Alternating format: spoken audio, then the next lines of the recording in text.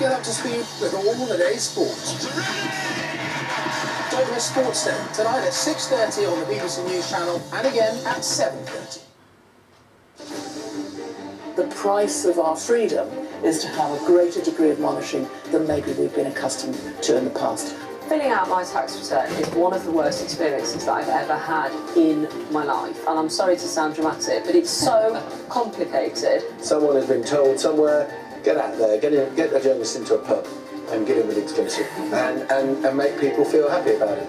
The Papers, every night at 10:30 and 11:30 on the BBC News Channel.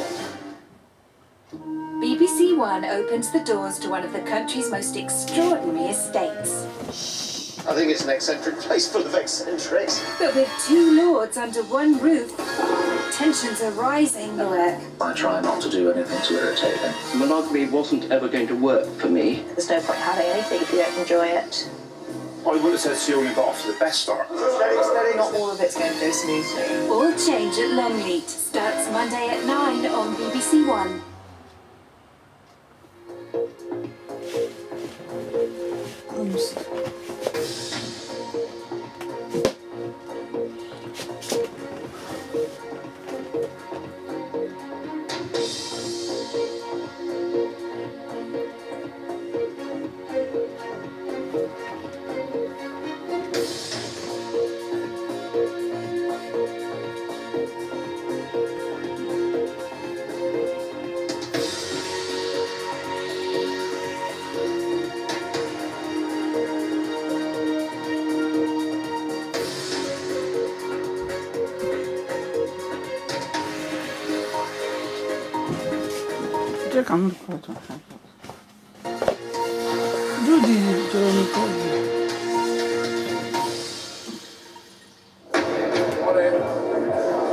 This is BBC News at 1 o'clock. I'm Jane Hill, live at Westminster, as Jeremy Corbyn is elected Labour leader. 251.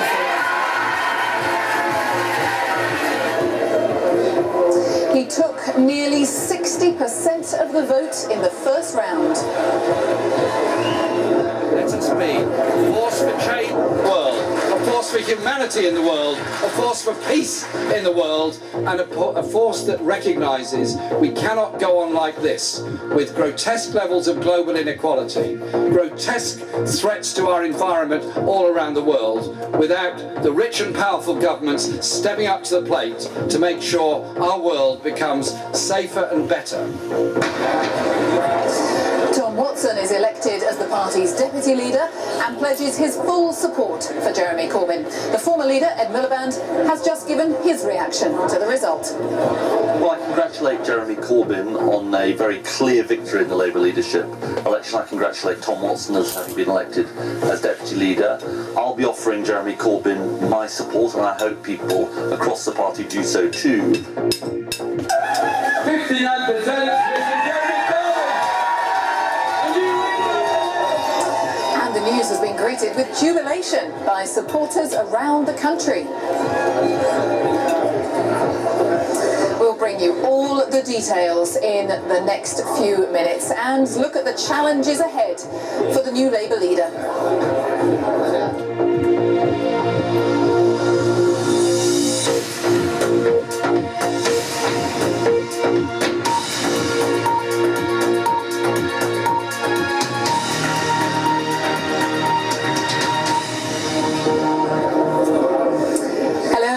A very good afternoon from the Queen Elizabeth Conference Centre near Westminster, the scene of some extraordinary moments in the last couple of hours. The left-wing MP Jeremy Corbyn has been named the new leader of the Labour Party. The 66-year-old, who was the 500-to-1 outsider when he entered the contest, secured very nearly 60% of the vote. In his victory speech in the hall here behind me, Jeremy Corbyn told MPs and party members that it is time for them to unite. And let's just take a look at at the overall results. Jeremy Corbyn, as we say, 59.5% of the vote. Andy Burnham came second with just 19%. Yvette Cooper a little behind him on 17%, and Liz Kendall finishing last with 4.5% of the vote. And it is the breakdown of these votes that are so interesting as well. Jeremy Corbyn, first place in every voting category, therefore winning support from party members, from the registered supporters and from the affiliated supporters. The deputy, Tom Watson, won his contest in the third round. The Shadow Health Minister, Jamie Reid, tendered his resignation from the Shadow Cabinet. And the Shadow Work and Pension Secretary, Rachel Reeves, has announced that she will return to the backbenches when she comes back to work after her period of maternity leave. Well, we'll begin this hour with this report from our political correspondent, Robin Brandt. His report does contain flash photography. His white hair just visible amidst the scrum. This is what you call a confident arrival for Jeremy Corbyn.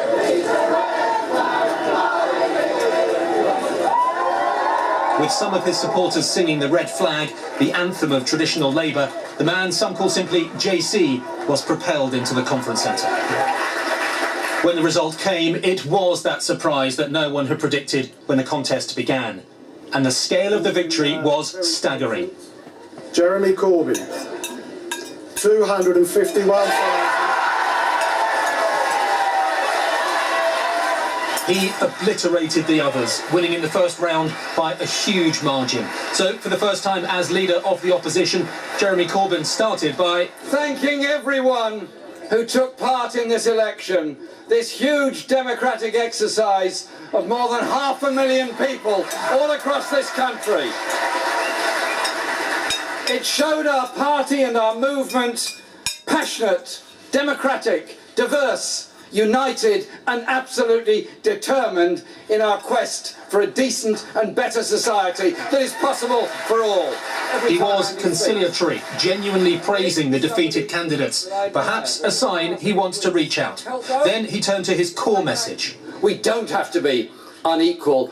It doesn't have to be unfair. Poverty isn't inevitable. Things it's not inevitable. And they will. Poverty is not inevitable. Thank you. So, who is Jeremy Corbyn? Chairman. A veteran MP of 32 years, he looks now as he did back then.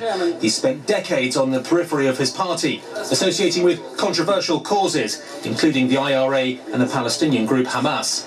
Now, 66 years old, he's a vegetarian who's never far from his bike. So, Saturday the 12th of September 2015, the day the Labour Party got a new leader it never ever expected to get, and the day it got a leader that the vast majority of its MPs don't support. There'll be euphoria for Team Corbyn, but once that's passed, the big challenge is now keeping Labour together. The man who used to be Labour leader was quick to offer his support, but there was a warning too. Our party is a broad church, always has been, always will be, and the task of the leader is to reach all parts of that movement, and I believe that's what Jeremy should do. I think obviously he and Tom and the new leadership team will now want to be reaching out across the country to the public, because that's what this has now got to be about. It's not just our debate within the party that we've had for the last few months, but about the country as well. He'll savour the moment he never thought would happen, the moment some of his critics hoped they would never see. Now the challenge for Jeremy Corbyn is, can he make the group hug last? Can he keep Labour together? Robin Brandt, BBC News, Westminster. Well, let's ask the General Secretary of Unison, Dave Prentice, who is here with me. The second biggest union, of course, 1.3 million members, I think, and you have been smiling throughout the time we've been chatting here. Yeah, it's a great day, really great day. We came out of the last election in a quite bad way. Only 3.5 months since then, and today we're electing Jeremy as our leader. Tremendous result, giving a message of hope that had almost been extinguished over the last 5 years, that we could hope hope that there are alternatives, that we can have that fairer society that we believe in, that everybody believes in, and that we don't have to have all of these restrictions that are taking place. And very few people at the top doing exceptionally well, but the rest of us still paying the price of the failure of the banks. I mean, do you think he, on a personal level, is actually pretty shocked by this? Because he was persuaded to come into this competition, wasn't he? I think he's grown throughout it. I've spoken on platforms with him. I've been at the hustings when he's been there. He brings a different dimension. I'm very friendly with the other people, other candidates, and they got massive rounds of applause today. But he stood out. People want to have a vision. They want a political party that's got a vision, not just concerned about the mechanics. They want a party that's honest and says, we don't believe in privatisation, rather than saying we believe in less privatisation. They want a party that says that we don't believe in these public service job cuts, instead of a party that says, oh, we don't believe that they should be so quick, these job cuts. What he's doing is giving a real alternative that people can stand behind, and that is what they want more than anything. They've been battered, they've been beaten, and they really do want to believe that, that there is vision, there's light at the end of the tunnel, and that is what Jeremy is giving them. I mean, the votes suggest that is what people want. One of the big challenges facing him is already he has had a Shadow Health Minister resign, he's had Rachel Reeves, a big hitter, say, when I come back I'm going to sit on the back benches. I mean, that is not the sort of message that the party wants sending out, is it? But people always do that. Some people will come in, some people will go out. But as Jeremy said, this is a time to pull together. And it's an opportunity to look at the heart and the soul of the Labour Party, what it stands for, where it's going, what his beliefs are. And some people may find that difficult and they may not want to be in the Shadow Cabinet. But what Jeremy is saying, and he said it throughout, that half of the people in the Shadow Cabinet will be women. And I believe that the women who come in, and I do hope that Yvette's just become part of the Shadow Cabinet, but the women that do come in will take our party forward, and that we will be in a position where we can win the next election. Jeremy can win that election because he is speaking on behalf of the millions of people who believe that they do not have a voice now in our society. Very, very quick final thought, because I know you're off to the TUC conference now, and I'm assuming Jeremy Corbyn is going to be addressing your conference. What do you want to hear? Well, I'd like him to say the very things he's been saying throughout, what he believes in. He's the first leader of the Labour Party, I believe, who's talked about trade unions and the role, and positive role that they can play. Other leaders have been scared of even mentioning them. So times are changing. This is a game changer, and Labour can win because of it. Dave Prentice, thanks very much for being with us. I'll let you head off to Brighton. Thank you very much indeed. Dave Prentice, General Secretary of Unison, looking a very happy man. Just while I was talking to Dave Prentice, actually news coming through that Tristram Hunt has just announced that he will sit only on the back benches as well. So that's Tristram Hunt and Rachel Reeves who are saying that, and the Shadow Health Minister Jamie Reid resigning from that particular post as well in the wake of Jeremy Corbyn's success. I think we might be able to talk to our chief political correspondent Vicky Young, because Vicky is at the front of this conference centre, the Queen Elizabeth Conference Centre, our political correspondent, out and about. Certainly there were a lot of crowds earlier. Vicky, just give us a sense of what's happening there. Yeah, that's right, and they're still here waiting to see whether Jeremy Corbyn, the new leader of the Labour Party, will come through that door. Lots of the people here are supporting Jeremy Corbyn, but it has to be said that in that room in there, in that hall, that was a very divided room, because of course many MPs do not support Jeremy Corbyn's vision. I've been speaking to several of them just outside the hall after that result. Many of them have started to say that they won't serve in a Jeremy Corbyn Shadow Cabinet. I spoke to Rachel Reeves. She told me that Jeremy Corbyn has a huge mandate. That victory was much bigger than most people would have anticipated. She says she wishes him well, but she says he needs to surround himself and have a Shadow Cabinet that shares his vision, and she doesn't share that vision. So when she comes back from maternity leave in January, she will be on the backbenches. She says she will take the fight to the Tories, but she says there are other ways to do that than by sitting in the Shadow Cabinet. I think we will have more and more of the present Shadow Cabinet deciding to do that. Others say, well, look, they would serve if Jeremy Corbyn changes his views on things like Trident, for example. But they say, how can they possibly sit in a Shadow Cabinet with collective responsibility when they just don't agree on such major issues? So this is the big issue now for the Parliamentary Labour Party. They seem to be very out of step with the Labour Party grassroots who've just voted in such huge numbers for Jeremy Corbyn. They, the MPs, of course, think that Jeremy Corbyn is out of step with the British electorate, who have, of course, just voted in a majority Conservative government. Vicky, thank you for now. Vicky Young, we will talk more about that perhaps when Jeremy Corbyn emerges. Let's just show you the scene again, not too far away from where we are here. I think just out in Parliament Square in Westminster, because there is a rally taking place today, was always planned to take place today, in support of refugees. That's been the story, of course, that has dominated until today for the last few weeks. Jeremy Corbyn, in fact, in his victory speech, paying tribute to Yvette Cooper, one of those he beat, saying that he really respected and admired all the work that she had been doing around the subject of refugees. And there is a rally taking place in Parliament Square, and we believe Jeremy Corbyn might appear at that rally a little bit later. I haven't been given an official number from the police in terms of attendance, but certainly from the pictures I'm looking at there, it looks a pretty sizable turnout. We'll perhaps see whether we can get exact figures for you, but that is just a flavour of what is happening just a little way away from here in Parliament Square. While we look at these pictures, I'm pleased to say that I'm joined by the leader of the Scottish Labour Party, Kezia Dugdale, relatively recently elected yourself, so very good to see you, and now a national leader of your party elected on an overwhelming mandate. Absolutely, it's good news. 60% of the vote, that's a real mandate for change. Just a few weeks ago I was elected with a big mandate in Scotland, and together with Jeremy I'm going to change the fortunes of the Scottish Labour Party, so I'm excited about the future. You're confident and happy that you can work with him, because the initial music from your camp was not positive about Jeremy Corbyn. I've always said I'd be delighted to work with any one of the 4 leadership candidates. I spoke to Jeremy immediately after the result this afternoon. I'm going to welcome him to Scotland in the next few days, and together we're going to turn around the fortunes of the Scottish Labour Party. I'm excited about that. I'm excited about getting back in Scotland to talking about the real issues that matter to people, like closing the gap between the richest kids and the poorest kids in our schools, for example, the big problems we face in our NHS and in our police. These are issues that I know Jeremy will be side by side with me on, and that's good news for people in Scotland. You say you just spoke to him, but what did he say? What was he saying to you? Well, I congratulated him, he's delighted, obviously, he's thrilled. Is he shocked? No, he was very calm actually. This is a man on a mission, he knows what he wants to do, and he is going to join that rally up the road shortly, and he's spoken a lot about the refugee crisis in the last few days, and I share his views on that particular issue. We can't take our eye off the ball and let David Cameron away with it once again. But when we get back to the House of Commons next week, David Cameron's about to do 2 big things which are damaging for Scotland: the trade union bill and also around the issue of welfare reform and tax credits. And I look forward to supporting what Jeremy Corbyn's going to do there, standing on the side of working people, working together for a fairer, more equal Scotland. There will be people who think actually Jeremy Corbyn could be hugely beneficial for Labour in Scotland, because what a wipeout, as we know, at the general election.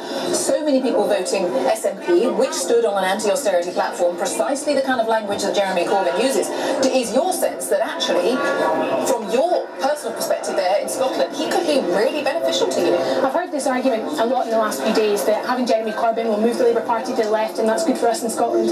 That accepts that the SNP are a left-wing party, which I completely refute. I can't point to a single progressive policy that the SNP have. They've been in charge of our education system in Scotland for 8 years, yet the gap between the richest pupils and the rest is as stubborn and as wide as it has ever been before. So what we need to do in Scotland is appeal to people who voted both yes and no in last year's referendum. It's the anniversary of that referendum this week. That issue is very much in our past. It's time to get on with using the powers of the Scottish Parliament to build a fairer, more equal society, and I know that I stand with Jeremy Corbyn in doing just that. All right, Kezia Dugdale, for now, thanks very much for joining us, the leader of the Labour Party in Scotland, Kezia Dugdale there. And if you are just joining us, well, my goodness, what a remarkable lunchtime it has been. Jeremy Corbyn elected with very nearly 60% of the vote. Tom Watson is to be the new deputy leader of the Labour Party. And those, again, the scenes inside the hall behind me here at the Queen Elizabeth Conference Centre when that result was announced. I've been speaking to Tom Watson, pledging to work closely with Jeremy Corbyn. Both men repeatedly using the word unite, uniting the party, and that perhaps is one of the challenges ahead because of the news that has been filtering out already in the last little while. The news that Rachel Reeves has said she will return to the backbenches when she comes back to work in January after maternity leave. The news that Tristram Hunt has said he will sit on the backbenches, and the immediate resignation of the Shadow Health Minister Jamie Reid as well. Just a sense of the challenges that now face Jeremy Corbyn as leader. Let's discuss those challenges with the Times columnist Jenny Russell, who has joined me, and Owen Jones from The Guardian, of course a prominent Jeremy Corbyn supporter. Welcome to both of you. It is an overwhelming mandate, Owen. It's also a huge challenge. To say the least, absolutely. I mean, that was the easy bit, wasn't it? And this is, we should just take a step back and think, this is, I'd say, the biggest against all odds victory in British political history. It's difficult to think of anything that compares. He was 200 to 1, a backbencher you had heard of before the contest began, and now in the most open democratic contest ever had in Labour's history, he's won decisively. But now he's going to face overwhelming hostility from the media. He will face a challenge in terms of building unity in terms of the parliamentary Labour Party. That's why he has to democratise policy, so policies developed in a far broader base. But also, what drives people on the left above all else is often passionate. What happens to people at the bottom of society? The poorest, homeless people, people low-paid workers, people who can't get an affordable home. But to win, you've got to build a broad coalition, and that means he has to build on what he talked about during his campaign about middle-income and middle-class people. How do you build council housing, but also extend home ownership to younger people who are denied that at the moment? How do you reach out to self-employed people who lack pensions and paid sick leave and so on? He's been talking about that in the campaign, so now as well as talking about the real issues of social injustice that fuel his kind of beliefs, he's got to as well build a broad coalition of middle-income, middle-class people and low-income people, and that's the big challenge ahead. Jenny Russell, is he going to come under a lot of attack now from the media? Is that a fair point? Oh yes, it's already started. I mean, all the people who say it's a 1980s throwback, and of course they would, because he's challenged all the conventions. But I think he's been a really good thing for the Labour Party, because I think it's a fantasy to think that any of the other three candidates were going to win the next election with their platforms. They weren't. I mean, they were so dull that even people like me turning up to hustings early on and listening to them were sitting there thinking, I've got a headache. You know, this is just a whole lot of robotic robo-speak. I don't know what it means. It's cliched. It doesn't relate to real life. And Jeremy came in and said, actually, we don't have to accept the way that we've been told the world operates. I think that the economy could run in a completely different way, and we could nationalise the railways. And I'm not saying I agree with Jeremy's policies, and I don't think the British public necessarily agree with them, but he came in saying there is a debate to be had. We don't have to accept the world as it's been set out before us. And that is what people have responded to all over the country. And what it's done is that it's forced the others to raise their game. You would never have had Yvette Cooper coming out and suddenly looking so much like a leader as she did in the last 10 days without Jeremy forcing her out of her dreary comfort zone. She spent 15 years in the Labour Party thinking, I must be careful not to say the wrong thing. And now, at last, the moderate left has had to say to itself, if we are going to survive, if anyone is going to vote for us as anything other than a pale version of the Tory party, we have got to come up with coherent reasons to exist. Because all they had to offer at the last election was basically, we're slightly nicer and slightly less competent than the other lot, vote for us. Now, that wasn't enough then. It wouldn't be enough at the next election. They're going to do a lot of thinking in the next 2 years, because they're going to have to combat Corbyn's appeal. So much more we could discuss. Apologies that we can't any longer. Jenny Russell, Owen Jones, very, very many thanks for being with us. Thank you very much indeed. Much more to debate, all those themes that both Owen and Jenny are touching on there. We must just right now just go back to that refugee march in central London, because I think the numbers are swelling there. Let's just find out what is happening. Our correspondent Nick Beak is there. Nick. There's thousands of people have now descended on central London. You can still see they keep on coming. People are coming up from the nearest tube station here, and they're making their way down Park Lane, so right in the heart of London. And I've just been told in the last few moments, which has now set off. These are people saying they're in solidarity with those Syrian refugees. Probably about 200 people gathered for that announcement that Jeremy Corbyn had been elected the leader of the Labour Party at Speaker's Corner. Just a short distance over here, I can show you. I think they say the crowd gathered, joined by parts of the country. Yeah, what's next? What's next? Prime Minister, more refugees. Well, I do apologise. We seem to have a problem with the line there, clearly, to Nick Beake at that rally, not far away from here in Parliament Square. We'll try and go back there because we did get a sense that there's an awful lot of people there, and we know that Jeremy Corbyn is going to be going to that rally in the not-too-distant future, so we will keep an eye on that. Apologies, we'll try and re-establish, get a clear line there to our correspondent, Nick Beake. With the time at 22 minutes past 1. We will just take a pause for a few moments. Plenty more to discuss here at Westminster, fear not. But if you'd like just a little break from it, there's plenty to discuss in the world of sport, I'm sure. Let's get the latest on all of that. Mike Bushell can tell us the latest. Hi, Mike. Well, good afternoon. Thanks very much. The Premier League is back, and back with a bang after the international break. In the early kick-off at least, Everton are taking on Chelsea at Goodison Park, with a lot of focus beforehand on defender John Stones, who stayed at Everton despite transfer window interest from Chelsea. What a half it's been. Dominated, though, not by Stones, but by the Scottish midfielder, his teammate. Stephen Naismith, who came off the bench in that first half, it's still ongoing the first half, actually, and has scored twice to really continue Chelsea's wobbly start to the season. Having said that, though, with Naismith only on the field because of an injury to Mohamed Besic, in the last few minutes, Nemanja Matic has just pulled one back from the edge of the area. Great strike for Chelsea, so it's now Everton 2, Chelsea 1, with around 8 minutes to go until